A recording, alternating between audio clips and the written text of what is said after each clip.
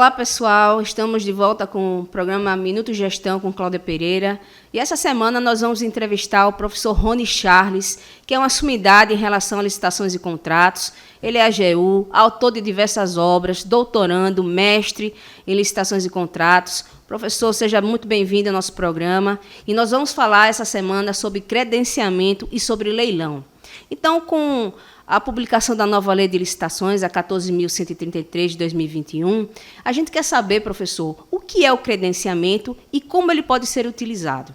O credenciamento, ele é uma construção doutrinária e jurisprudencial.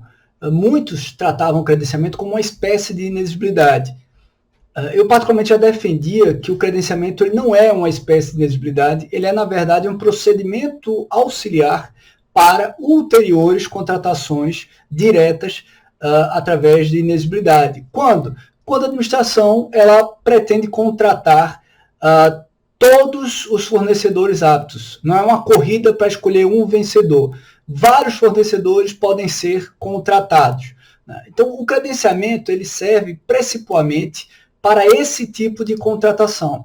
Por exemplo, credenciamento de médicos, credenciamento de fornecedores de um determinado serviço, de exames laboratoriais, né? O credenciamento ele é adotado para aquelas hipóteses em que não interessa para a administração ter apenas um fornecedor, mas ela quer ter o maior número de fornecedores aptos possíveis para o atendimento das pretensões contratuais. Professor Rony, vou para um exemplo prático em relação ao credenciamento. Geralmente, em pequenas cidades, é um pouco problemática a contratação de postos de combustível. É possível, através do credenciamento, realizar um chamamento público para todos os postos de combustível e, assim, não contratar mediante pregão, por exemplo? No modelo tradicional, né, de licitações, a contratação de combustível é algo tão corriqueiro, tão comum, né, aparentemente tão simples, acaba sendo um pouco complexo, né? Então, nós já tivemos várias soluções criadas no âmbito das licitações públicas, por exemplo, a criação de um raio, né, para fornecimento, em que só poderiam disputar licitação postos distantes até determinada distância da sede do município. Nós também tivemos opções de utilização de modelos diferentes, como gerenciamento de frota, para suplantar as dificuldades dessa licitação, sobretudo quando nós temos órgãos muito capilarizados, e o credenciamento pode ser sim uma opção. Inclusive, quando o TCU trabalhou, analisou os processos de gerenciamento de frota, ele suscitou a possibilidade de se ter um credenciamento para contratações do gênero. Então, é possível sim a utilização do credenciamento. Não é uma solução que eu diga que é a melhor para qualquer tipo de cidade, qualquer tipo de órgão, mas pode ser uma das soluções possíveis para a seleção deste fornecimento. É bom lembrar que na Lei 14.133 é possível o credenciamento não apenas para serviços, mas também para fornecimento de bens, o que evitaria qualquer discussão sobre se fornecimento de combustível seria aquisição ou propriamente serviços. Essa diferença não importa para fins de adoção do credenciamento na Lei 14.133 de 2021. Professor, quais cautelas a administração deve ter caso ela escolha realizar um credenciamento? Cautelas para o credenciamento, né?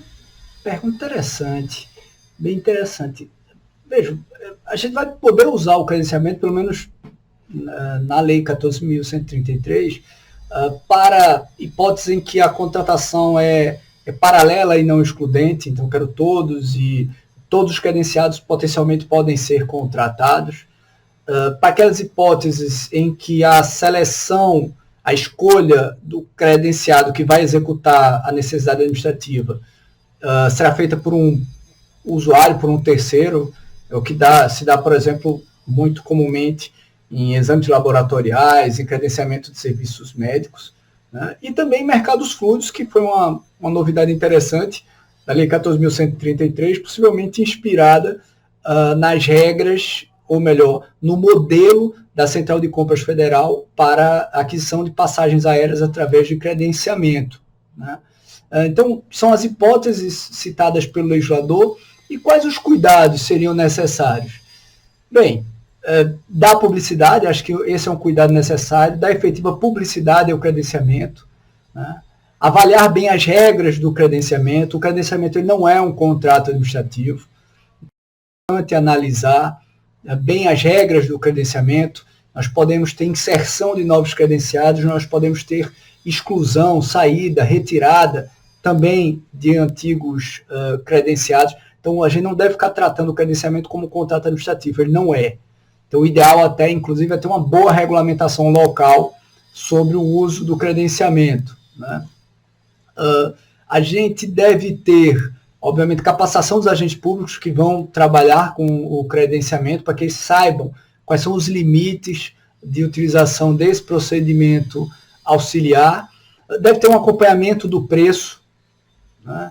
Deve ter um acompanhamento do preço, porque o credenciamento ele pode tanto ter a opção de um preço já fixado pela administração, como no caso de mercados fluidos, os preços serão voláteis, né? Então, vejam que são hipóteses diferentes que vão ser todas abarcadas pelo próprio credenciamento. Então, são alguns cuidados importantes. Avaliar bem as regras, a lógica do mercado e da necessidade administrativa na qual pretende-se utilizar o credenciamento para definir bem as regras de credenciamento. Sempre lembrando que o credenciamento não é um contrato administrativo. Eu não tenho aqui propriamente uma licitação. Então, por exemplo, eu não posso exigir de maneira muito, pelo menos de acordo com a jurisprudência do TCU, de maneira muito forte os requisitos de habilitação para não afunilar um único, entre aspas, credenciado, porque isso converteria o credenciamento numa licitação. A ideia do credenciamento é que eu tenha um número enorme, maior possível, de fornecedores, obviamente fornecedores aptos ao atendimento da demanda administrativa. Pessoal, vamos para um rápido intervalo e voltamos daqui a pouco. Os processos licitatórios em órgão público são sempre motivo de dor de cabeça. Controlar tudo que envolve esses processos é praticamente impossível. O Licite Legal surge como uma ferramenta imprescindível para resolver os problemas dos processos administrativos, incluindo as licitações. Com ele, você armazena os documentos na nuvem sem risco de extravio. O sistema é adaptável ao fluxo organizacional de cada unidade administrativa.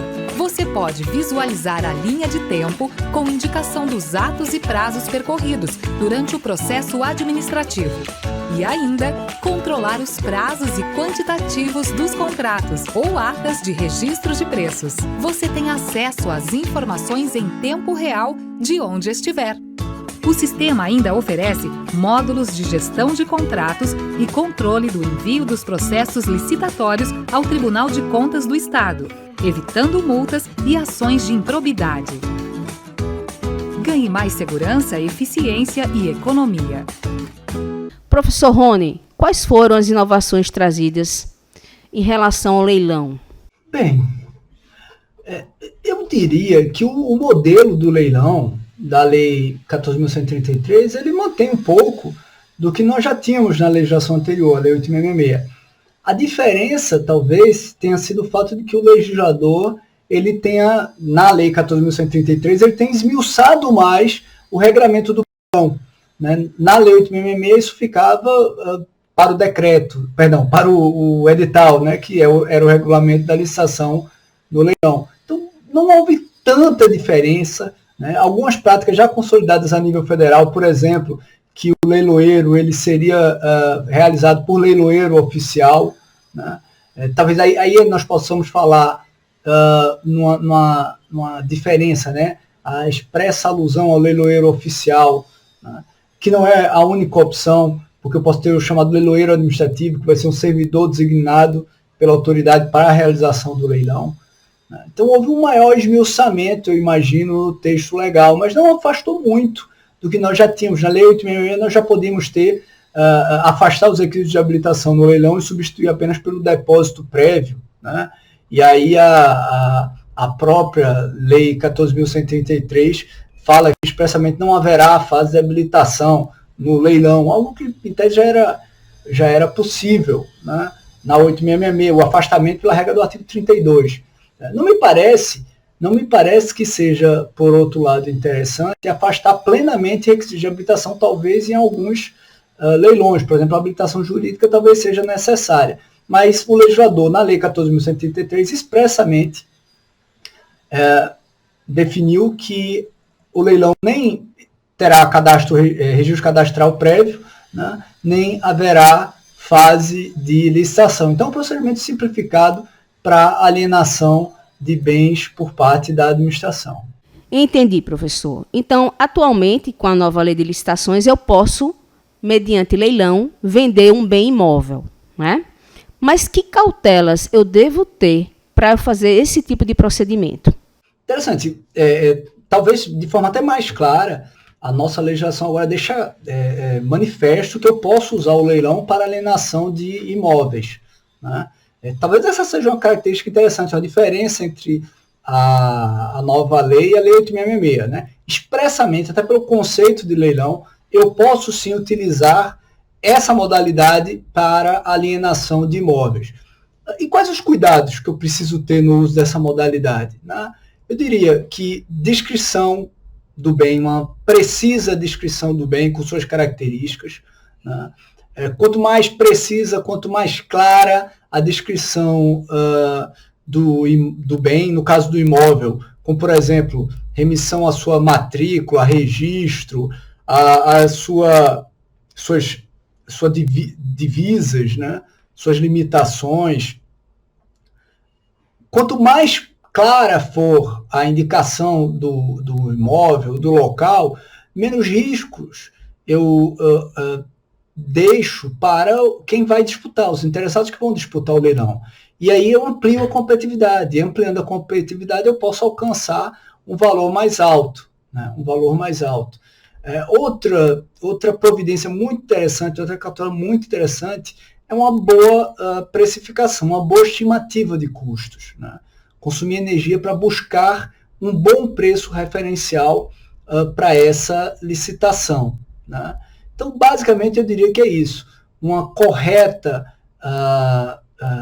definição, descrição do bem que vai ser alienado no leilão e também uma boa estimativa de custos, um bom preço de referência para que o leiloeiro, seja ele oficial ou seja administrativo, possa conduzir o pregão com este bom parâmetro, essa boa referência do preço de mercado, do preço de referência daquele bem que está sendo leiloado.